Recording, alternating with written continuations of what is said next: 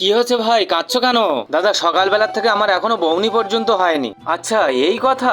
আরে প্রথমে তো আমি এই কাজ করতাম। আচ্ছা ঠিক আছে, তুমি চুপচাপ থাকো, সব তরমুজ আমি বিক্রি করে দিচ্ছি। 5 টাকা কিলো, 5 টাকা কিলো নাও, তরমুজ নিয়ে যাও। 5 টাকা কিলো, 50 টাকা কিলো, 50 টাকা কিলো। আরে নিয়ে যাও, ভালো তরমুজ। দাদা কত টাকা কিলো তরমুজ? 50 টাকা কিলো। সরি দাদা, আমি শুনলাম 5 টাকা কিলো। এটা তোর বাবার দোকান নাকি যে 5 টাকা কিলো দেবে? যা 50 টাকা কিলো, যা যা এখান থেকে। তরমুজ 50 টাকা কিলো, 50 টাকা, 5 টাকা কিলো, 5 টাকা, 50 টাকা কিলো, 50 টাকা। কত টাকা কিলো?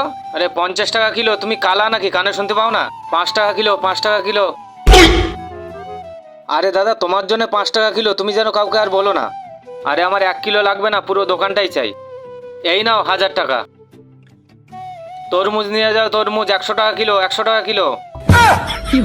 আরে দেখো বদমাসটা কি করছে, আমাদের কাছ থেকে কম দামে কিনে বেশি দামে বিক্রি করছে। আরে কি বড় চিটিং বাজ রে ভাই। আরে দাদা তুমি পুরো ব্যবসাটাই তো আমার শেষ করে দিলে। চল ভাই, তোকে আমি নতুন দোকান করে দেবো।